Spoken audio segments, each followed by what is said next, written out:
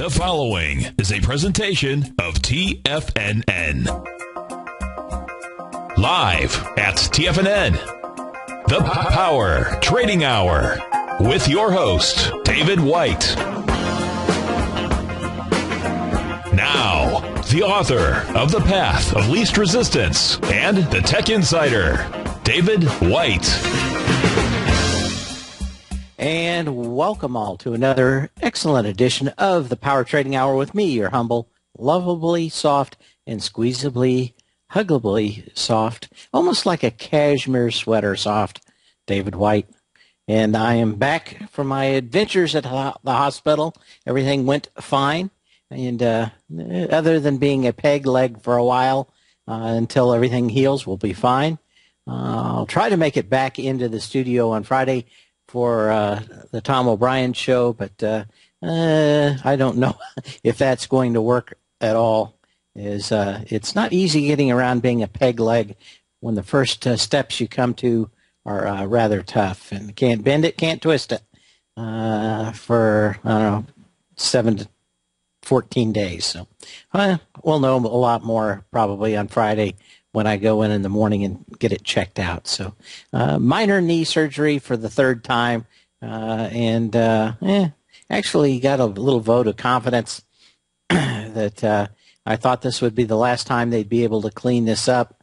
And the doctor actually thought it looked a lot better than the x-rays and everything else and the MRIs indicated. So maybe there'll be a fourth time and I won't have to get a new knee. But that'll be it. Anyway, we've got a great day going on out here. It is, let's just take a quick look at what we have. Is that right? It's not right. Here, hang on just a second. For some reason, everything just got reset. Okay. What do we have out here today? And that is 1652. We're off about 8 points on the S&P cash with a 2.5 billion shares as we start the day. What else is this all about? That is, we were down to 1640. Every time we've got down to 1635, 1640, we've found some dip buyers coming in once again. And, of course, this is fun buying, and pretty much what we expect out here. Of course, we've got some major stocks that were in parabolic moves coming back down, so we'll talk a little bit about that today, and let's see what else we have going on. But at the moment, we've got probably Netflix making a little hammer out here today. Over the last few days, I guess over the weekend, we found out they released the latest version or last season of Arrested Development, a rather caustic look at family life in the United States, kind of a cult following. They thought by reviving one more season of it that they could get some specialized content for Netflix that no one else had. But the problem is that is a double-edged sword. And just to give you an idea, tech companies can have incredible valuations. In fact, Netflix does today. There are almost no companies with fantastic valuations that are in content manufacturing. And that is companies that actually in the movie business, producing TVs, because it is so hit and miss. And we can also find a market that is rather fickle and faddish, let me put it that way. So for those that don't know, I spent a lot of time in the from about 1989 to 2001 in the special effects for television in Hollywood. I ended up being peripherally on the edge of a lot of these movies, but talked to a lot of people in the producer side of the business, along with the artistic side It's kind of almost like a big movie. It's almost like a marching army. But for the most part, movie producers that tend to get a fairly decent budget are left alone a great deal more than the people that I dealt with in television. In television, there's almost always, or in these smaller dollar, it looks like almost until you get to no money at all. The less money that's spent, the more the bureaucrats in the television studio system try to get involved. These people tend to be, if it's a comedy sitcom, tend to be the least comedic of any people you would ever meet. If it has to be a drama, these people are the class clowns. It seems no matter what, once you get the brass involved, these things, I'm surprised there's any decent TV at all. Just being around these folks, they are as bad as portrayed in things like Entourage, where everybody is just almost completely nuts. And there's a lot of them are in there with a huge axe to grind, not really going after the market that they're looking for. It's a lot of, you get a lot of gift bags, and of course, they give gift bags of things to, I got some of them for some of the things we went to, are all put together either by chicks or gay guys. That means that instead of getting a nice gift certificate for a huge pizza or a lot of barbecue, you get a lot of creams and lotions and stuff like that you would never, ever use. That just tends to be that artistic flair people get into the business, and the people that are even on the lowest level, the people that are doing costumes and makeup and everything else tend to be, let me put it, the artsy-fartsy types.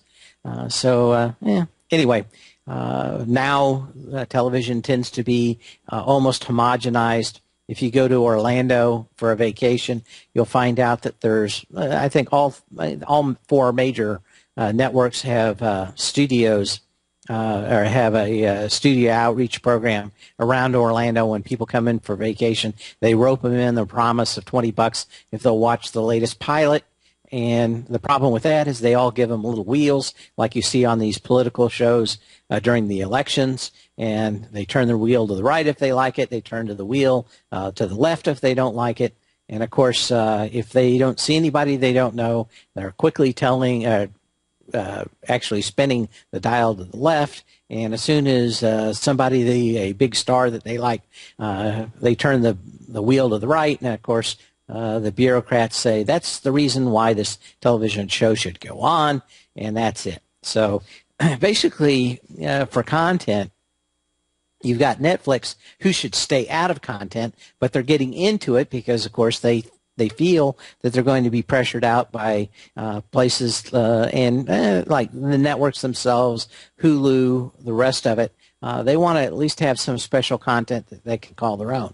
Unfortunately, the new version of Arrested Development was panned by a lot of viewers, and it may be because it had to be shot incredibly fast. You have a lot of people that have gone into much better stardom since they left that show, and at least the first blushes and reviews are not real positive, and Netflix been kind of coming down off of that. I think it came out the 15th, maybe the 20th, but a lot of people looked at it, they've stopped watching them. That's made its way through the company itself.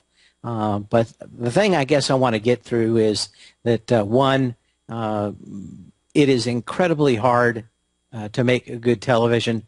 Netflix had a Goldilocks ride where they were able to pay very little for the content, where they're still not even telling people what it costs, and that will one day be over. The other thing that will be over is they will not have hit after hit after hit.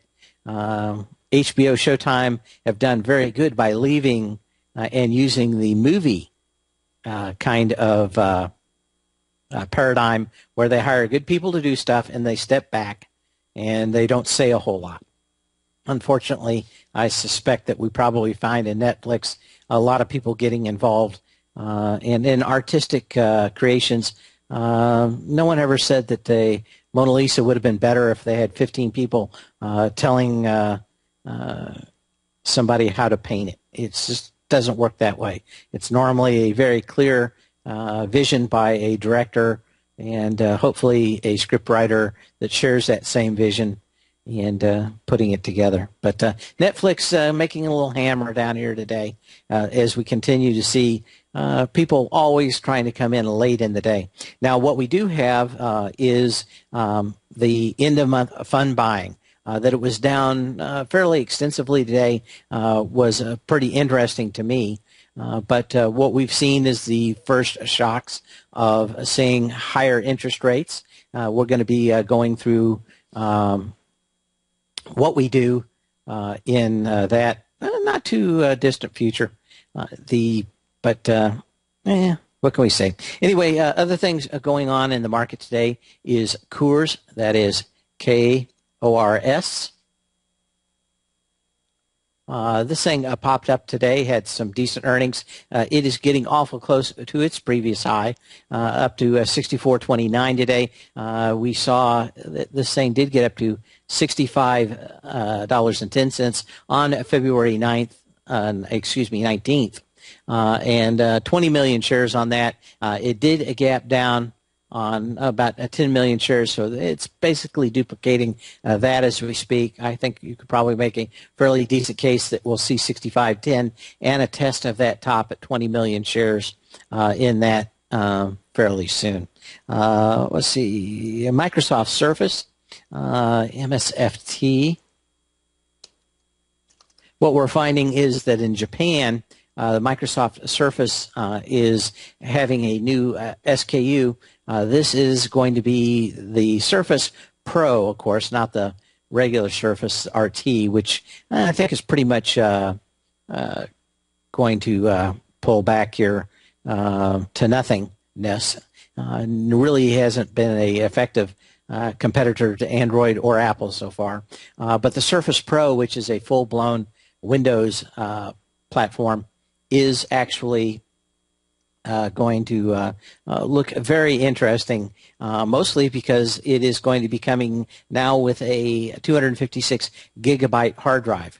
So for those looking for the most and the fastest tablet out there to use for content creation, it's going to be fairly interesting. Anyway, we'll be back in just a few minutes.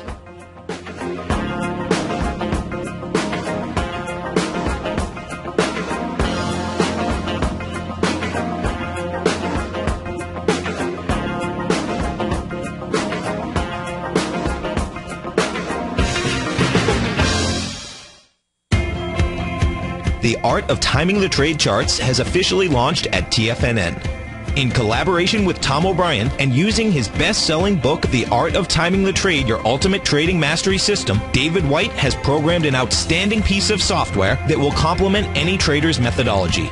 Using this first-of-its-kind software, The Art of Timing the Trade Charts allows you to scan for Fibonacci formation setups, including Gartley's, butterflies, ABCs, and much more. The Art of Timing the Trade Charts is designed to help you when scouring the market for stocks just beginning to form the trading patterns that many investors spend days, weeks, and even months searching to find.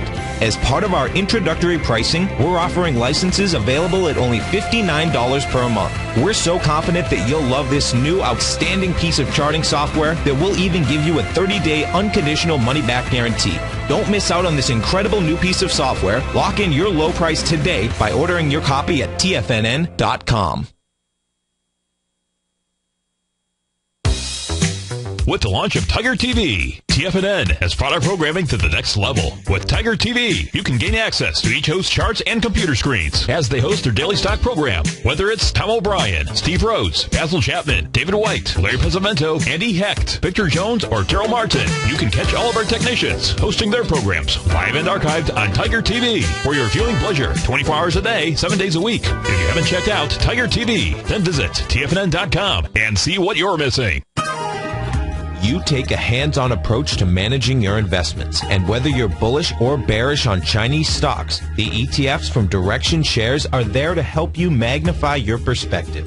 Bull ETFs for a rising market and bear ETFs for a falling market. Direction Shares gives you the tools for both sides of the trade. Discover how we can help at DirectionShares.com today. An investor should consider the investment objectives, risks, charges, and expenses of the Direction Shares carefully before investing. The prospectus and summary prospectus contain this and other information about Direction Shares. To obtain a prospectus or summary prospectus, please contact Direction Shares at 800-851-0511. The prospectus or summary prospectus should be read carefully before investing. An investment in the funds is subject to risk, including the possible loss of principal. The funds are designed to be utilized only by sophisticated investors such as traders and active investors employing dynamic strategies. Investors in the fund should understand the consequences of seeking daily investment results, understand the risk of shorting, and intend to actively monitor and manage their investments. Distributor Foresight Fund Services, LLC. Many of our new listeners have heard about the Tiger's Den, but wondered, what exactly is it? The Tiger's Den is a lively community where professional traders and investors can meet, exchange ideas and information in a comfortable, moderated atmosphere. Hear all of your favorite TFNN shows, plus see all the charts as they happen live during those shows, and have access to all those charts. You can test drive the Tiger's Den absolutely free for 30 days. It will greatly enrich your knowledge of these markets. Details on the Tiger's Den are on the front page of TFNN.com. McEwen Mining is a high-growth, mid-tier producer in the Americas with a market capitalization of $1 billion.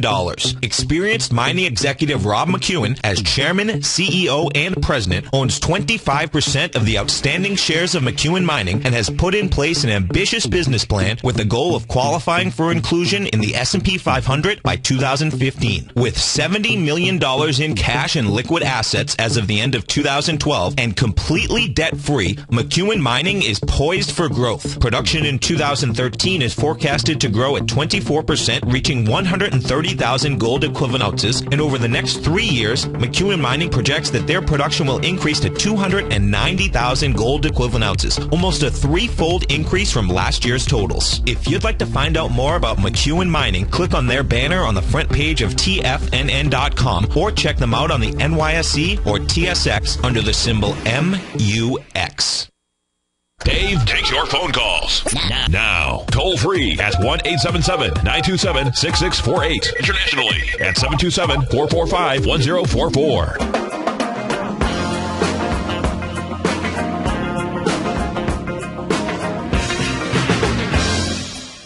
And as we come back, we were talking a little bit about Microsoft. Just kind of interesting that in their tablet business, they're going for the extreme high ground. But it looks like a 256 gigabyte SSD in this in their Surface Pro will come out about $1,200, which is not much different than a laptop. They're going to be offering a lot of different clip-on covers that you see advertised a lot. I'm still wondering, they've sold less than 500,000 of the Surface Pros so far, so not a huge move in that, enough to tick the market on that. But I think that they're thinking that eventually people want to do a lot more with their tablets and trying to concentrate on that end of the marketplace. Of course, the big thing out here today is the higher interest rates, and we're seeing a lot of movement, or saw a lot of movement in the housing market, especially this morning. People are seeing the rates really shoot up rather quickly, and that is, let me move something around here on my screen here for a second. What has he got there? Okay, I wanted to just take a quick look. We're off 45 cents on the dollar index today. And, of course, it's been bouncing around a little bit. But the real question is how everybody is going to come into the close here and what fund buying is going to look like over the next 3 days. But it's kind of taken a toll. But we can probably surmise from some of the action in the housing stocks. We're going to look at those over the next 10, 15 minutes before we get into the rest of them. Armstrong Worldwide is, of course, the carpet company, AWI. We're looking at them as people buying these new houses and rehabbing them, having to pick them up. Of course, got a little Dragonfly Doji out here today on it, on fairly light volume. Still have a high volume low back at the $49.50 level, 670,000 shares. And, you could almost make a case that it got tested adequately on the May 1st low out here. But I think that it looks like we are continually getting lower highs out here in this marketplace, and probably need some kind of washout to get out of here. Of course, some of these are actually making some very bearish candles out here. One of them today is going to be D.H. Horton. Okay, what do we have? D.H. Horton and DHI. This thing has come right back in on a lighter volume today, but back into the gap. If we saw lower interest rates starting to come back, I would be very interested in this one. Your last major high at this level that was gapped over was on 6.4 million shares back on March 20th. It gapped over that with 15 million shares on the 26th of April. And what we have coming back in here today so far, going to be about 5 or 6 million shares so far. So not a stock that you want to probably be shorting here. If we had a major turnaround, maybe. But it still looks like this market is softening up with the quarter point to tick up to 4% and 4% in interest rates. Hovnanian Enterprises, HOV, this one actually looking a little weaker against its last major high. We actually tested that yesterday. At 7 cents short, but the volume was way short. The March 19th high was $6.43 on 16 million shares. Got into that again, 7 or 8 cents short yesterday on 9.4 million shares. But kind of the pullback here today. Kind of tough to see where this one would pull back. KBH. This one looks like it's had a little bit more weakness. Let's take a little closer look at this one. Certainly back into the trading range so far. You want this thing to finish off the day with less than 3.8 million shares, which was the April 12th high out here at 22.67. We've gone through that. It looks like we could close lower depending on how this market plays out. And again, I think a lot of what's going to happen is going to be in the last 30 minutes of the day, so that's what we need to be looking for. But what can you say out here? This is what can you say? I'm going to say we're right at support level on KBH here. But you got to watch that volume. We want to see less than 3.8 million shares today.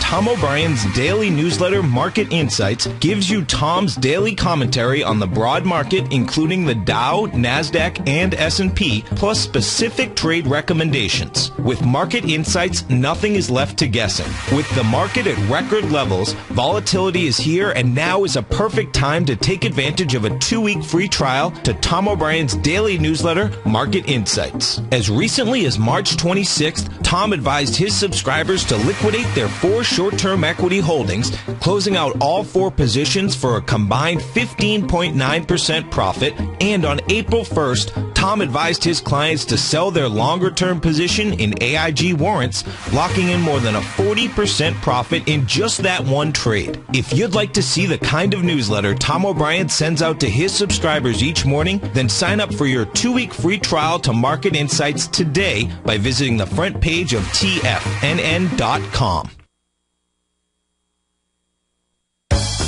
No matter where you listen to TFNN programming, we want you to know you can always access your favorite shows on demand through TFNN.com. TFNN airs live programming every market day from 9 a.m. till 6 p.m. Eastern, and you can view each program by accessing Tiger TV through our homepage.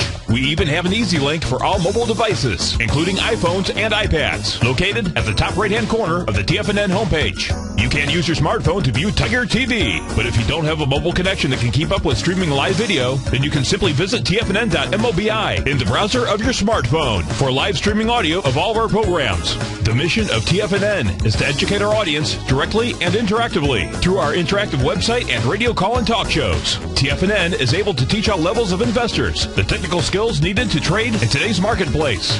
In order to get the best information possible, TFNN has assembled the most respected financial minds in the country to provide the most current news and comprehensive advice available. TFNN.com. Educating investors. Daryl Martin coined the phrase diagnostic trading, and we're happy to announce that his Diagnostic Box Spread Analyzer has finally been released. The Diagnostic Box Spread Analyzer helps you easily identify the best box spreads on Nadex in seconds, plus you receive access to the diagnostic deviation levels, as well as step-by-step training videos teaching you how to trade Nadex spreads so you can quickly master the mechanics of this simple yet powerful trading instrument. By pulling live data from the Nadex exchange, the Diagnostic Box Spread Analyzer does all the math for you, calculating risk, reward potential, distance to break even for both outright spreads and spreads used to hedge the underlying market.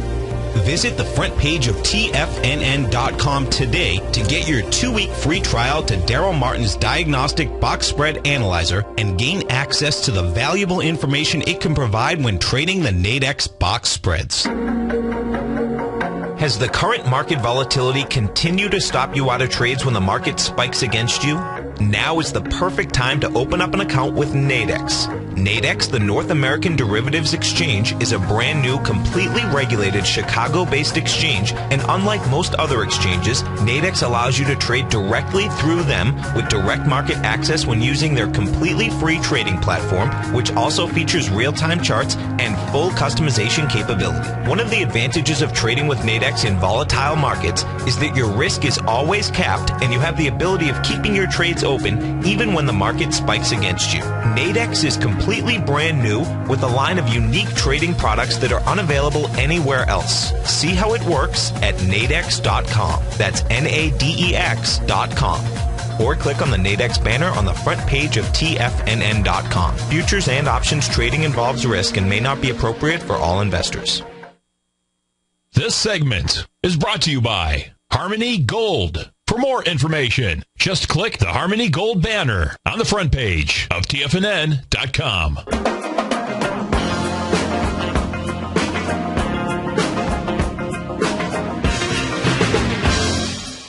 And we're back. We're going to continue looking at some of these housing stocks because I think that they're the most interesting sector out there right now. And we haven't talked to them for a while.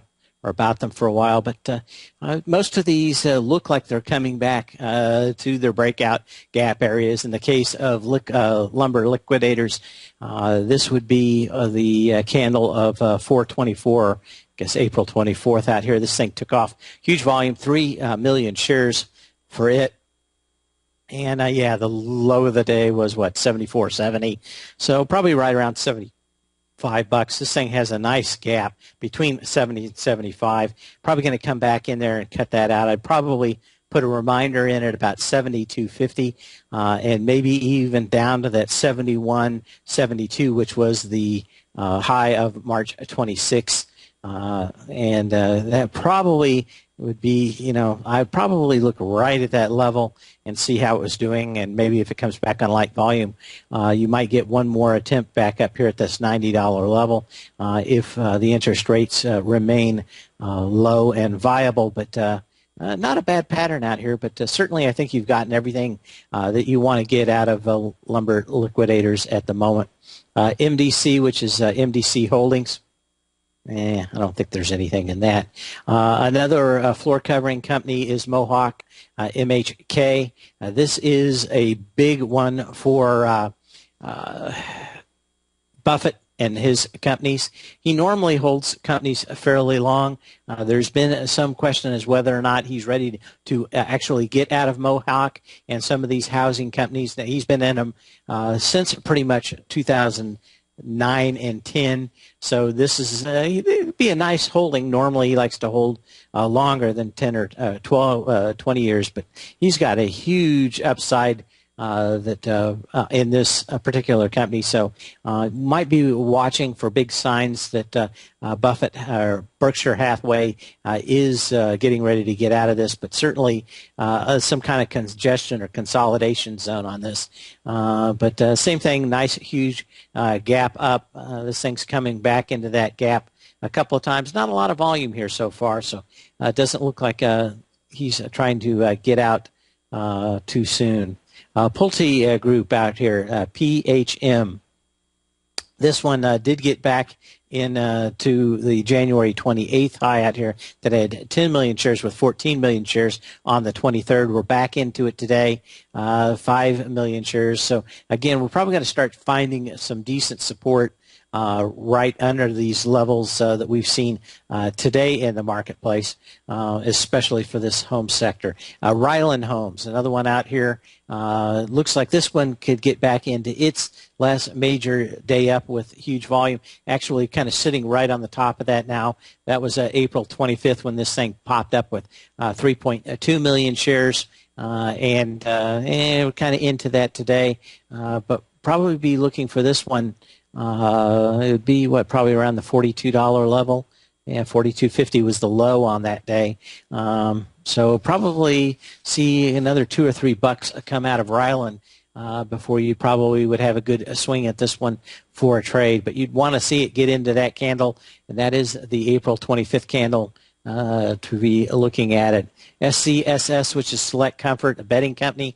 Of course, this thing has bigger issues than housing, but probably the biggest issue out here is other companies coming along and making foam beds and beds that pump up and beds that fold and beds that have the G.I. Joe Kung Fu grip and everything else that these beds do. They advertise on TV, and I guess they've been doing a great deal. I've never tried one. Tried the foam beds, and I don't know, they kind of a little weird on me. I used to have a water bed, and I always liked it up north. That was because you could turn the heat up, and it's like having a giant heat pad that didn't poke you, and you didn't feel like it was going to start the place on fire. But this thing's getting back up to the previous resistance levels itself, but not showing quite as much resistance that we're seeing in the housing stock. SPF, which is Standard Pacific, this is a down, nice big candle out here, back into the trading range. So I'd almost call this a false breakout, although you did have a high volume high. What was that?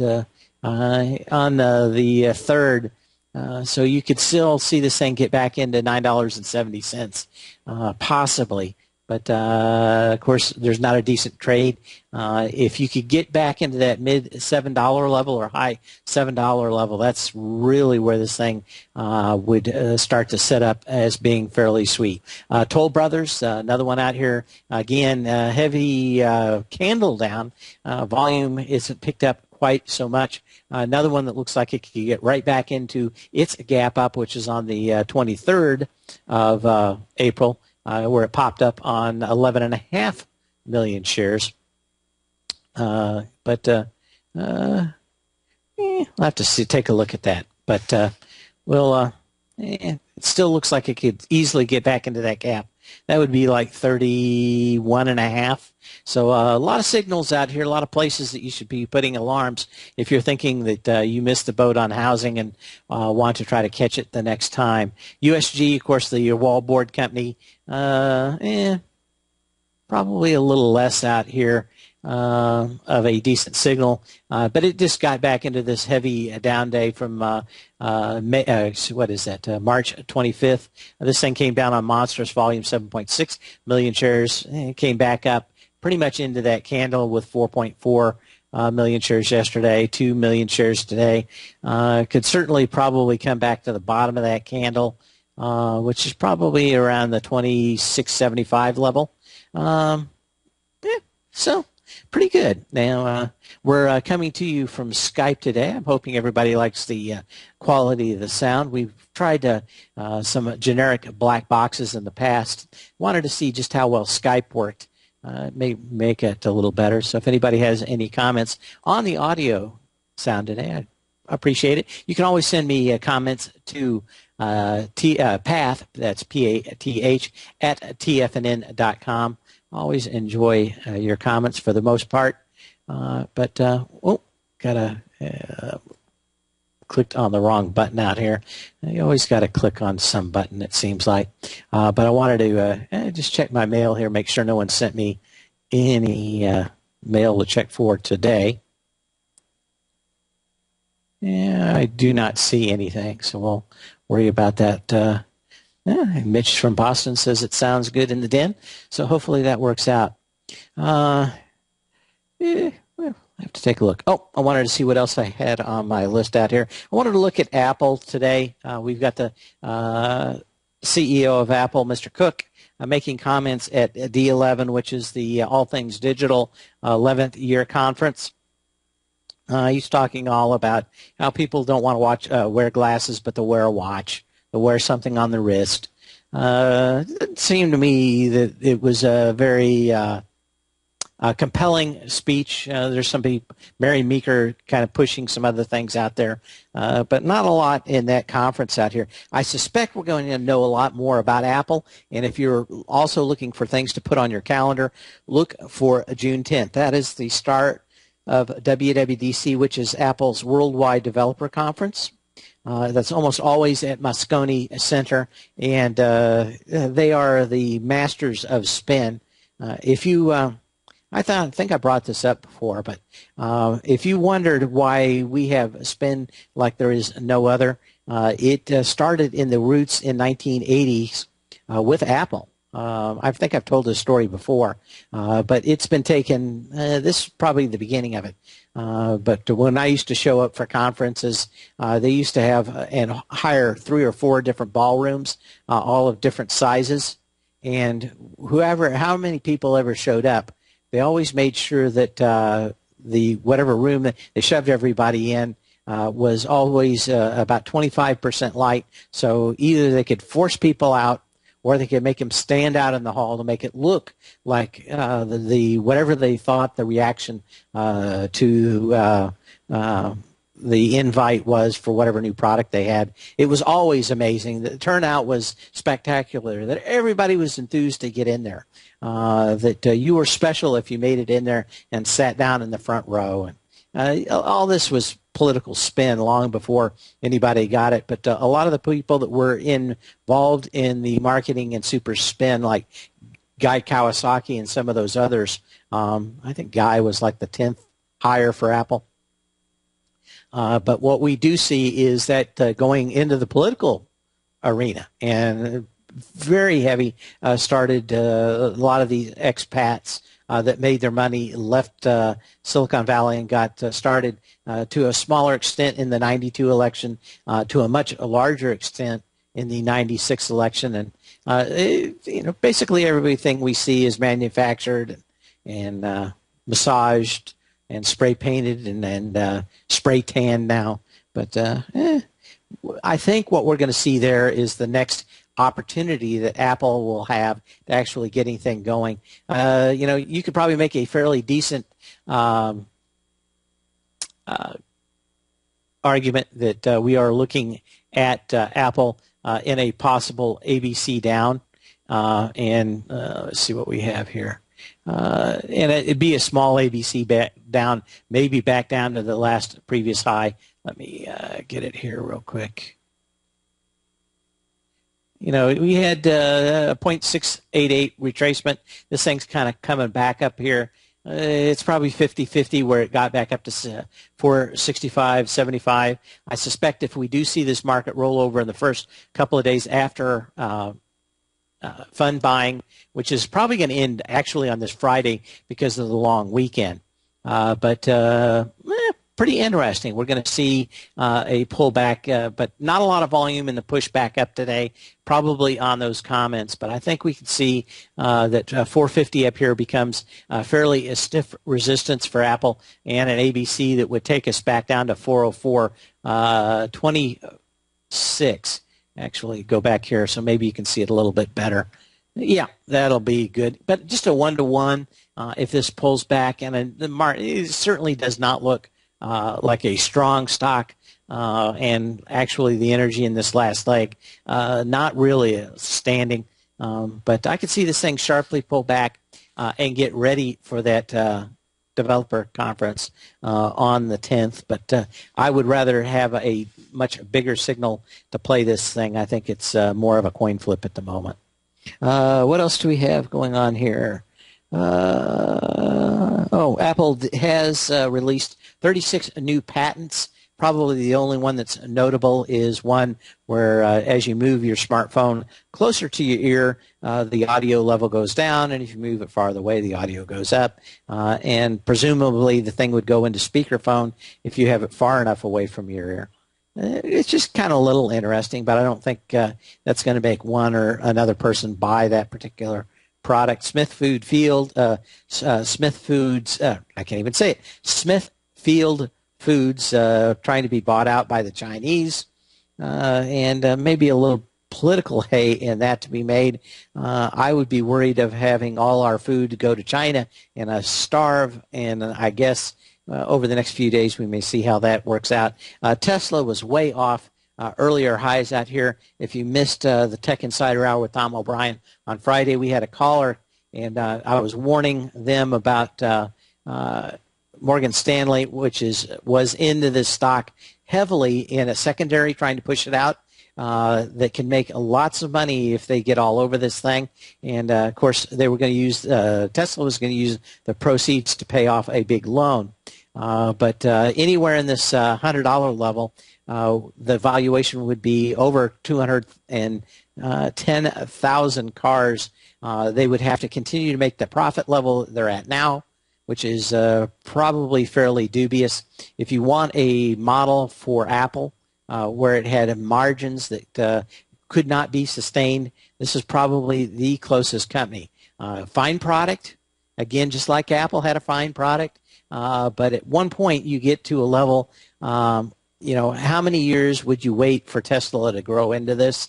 And, of course, they're making a lot of projections about a car that they'd have out in 2016 and 2017, and of course all of this is orchestrated with Morgan Stanley, press junkets, news outlets. The job of Wall Street is to finance businesses, and if you go to Morgan Stanley and say, hey, I need a couple $1 billion, a lot of times they'll get it for you. They'll have a big amount of shares that are theirs, and they'll pump up your stock and help you put together a dog and pony and get everybody in there, and you'll get your money. Now, who's going to be the bag holder on this one? Do not know. It is very much like Netflix. One more pop in Netflix out here, and I think I would be short it. Same kind of thing in Tesla out here.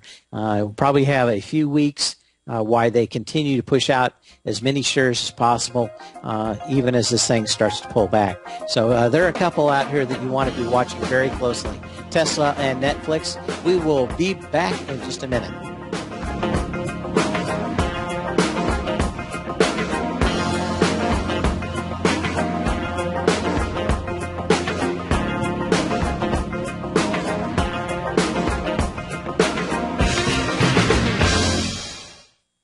Are Are you looking for a precision edge in the market, something that can stack the odds in your favor? Then look into Larry Pesavento's new trading newsletter, Patterns, Profits, and Peace of Mind. In each weekly issue, Larry explains what's going to happen in the markets based on the pattern he sees developing and gives you actionable trade ideas based on those patterns. Plus, you'll get his detailed analysis on a variety of markets and sectors, including stocks, treasury bonds, the gold market, oil, the dollar, the forex market, and more. And you'll get the Technical Corner segment, which is a short but powerful weekly training session on trading. You'll get access to all the patterns Larry is seeing in the markets, plus the Astro Harmonics and powerful Bradley stock market model that Larry utilizes for less than $5 a day. An extremely potent combination that will give you just the edge you've been looking for.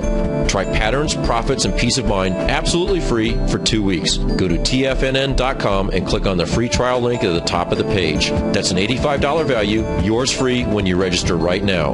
Get Larry's Patterns, Profits, and Peace of Mind and get the edge you've been looking for.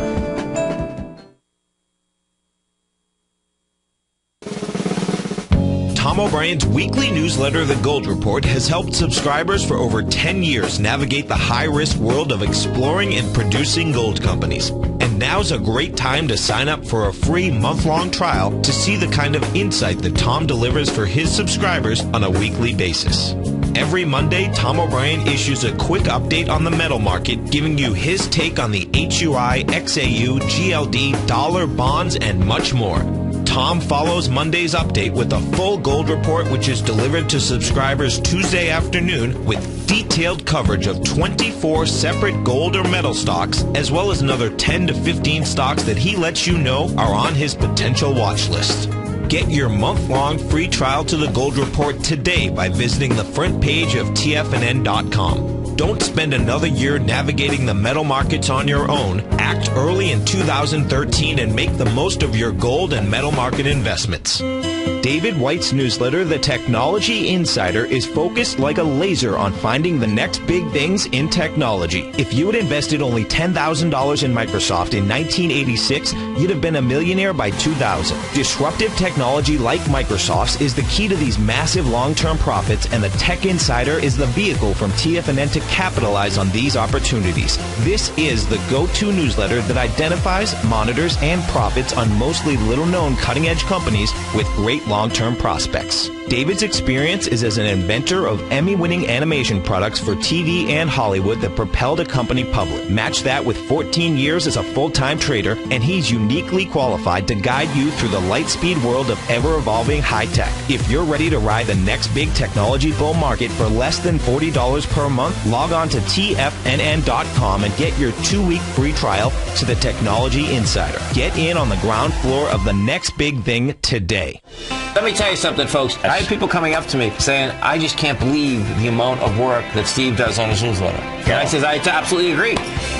That is a recent clip from the Money Masters show that Tom and I do each day at TFNN. My newsletter service, Mastering Probability, is much, much more than a newsletter. Yes, it's outperformed the S&P 500 by 100% during the last 15 months. But more importantly, it's an extraordinary education, a roadmap for your success. And it's yours risk-free for the next 30 days. Just go to the homepage of tfnn.com and click on my name, Steve Rhodes, and then Mastering Probability, because everyone needs a success strategy. For most, it's a competitive edge, the will to win, the drive to overcome any obstacle. Whatever you call it, winners find a way. Find your way to Mastering Probability today, because your journey to extraordinary rewards is just one click away. This segment is brought to you by TFNN. Test drive all the newsletters for free at tfnn.com.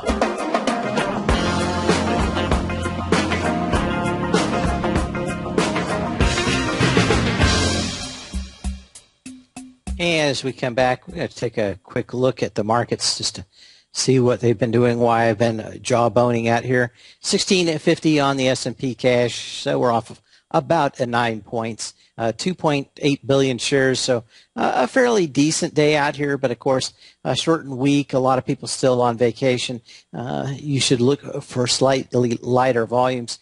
What should offset that, and we probably are getting it today, is some level of fund buying. Of course, the last 3 days and first 2 days of the month, funds are forced to be 100% invested. So, of course, they almost always mark up the market to the extent that they can, knowing that if they can hold out for a few days, that they can get some bag holders that must buy no matter what. And I think we're probably seeing a little bit of that here late into the close, but that we could not significantly rally off this first day of fund buying. Very interesting, but we're going to see, I think, a lot of back and forth. We still have a lot of bulls that will buy on any dip out here and will not wait until they get a decent pullback, and I think they're going to be probably stressed out for a little while till we find a tradable bottom in this marketplace. What do I want to look at out here? Oh, I know what it was. There are a few stocks. We talked about Tesla. We talked about that. Facebook. I wanted to get into that. I've not been a fan of Facebook since the IPO, but what we're seeing out here is more of what I've been talking about for a while, that on the face of Facebook, if you look at the numbers, it's worth about $8 today. And that is by the amount of money that they raise and do. The biggest problem they continue to have is less and less people spending less and less time. So they're having less users, more people using Instagram and Twitter, and less people spending a lot of time on Facebook. There's still a lot of videos and pictures being shared, but the idea that someone sits down, especially 12-year-olds and 14-year-olds on a cold winter night, spending all night sending pictures back and forth and writing on each other's walls, has kind of faded. It's come back to less of a pet rock syndrome and more of the normal users. And we're continuing to see that, but we are seeing the movement on this thing continue down, and we've got a nice little ABC that is formed out here. So let's take a look at that real quick. Okay.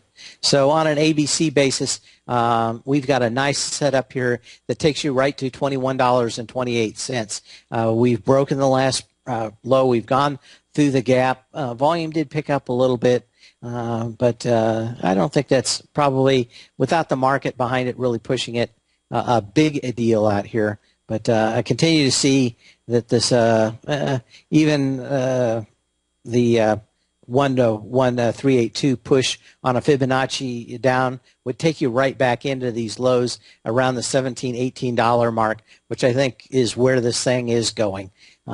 We've got some high volume highs when this thing really started to ramp up. Starting on November 14th of last year. We're going to get into those, and I don't think it's going to be easy, but I think we've got a move probably back in and a setup back into the lows for Facebook on any kind of overall market weakness. Again, this is probably way too short. Way too many people got their eyes on it, so I'd probably be looking at other stocks out here, but looks like we've got yet another failure out here in the market. Just keep frosty out here. I think we're going to continue seeing big moves in the marketplace over the next few days. See you tomorrow, same bat channel, same bat time.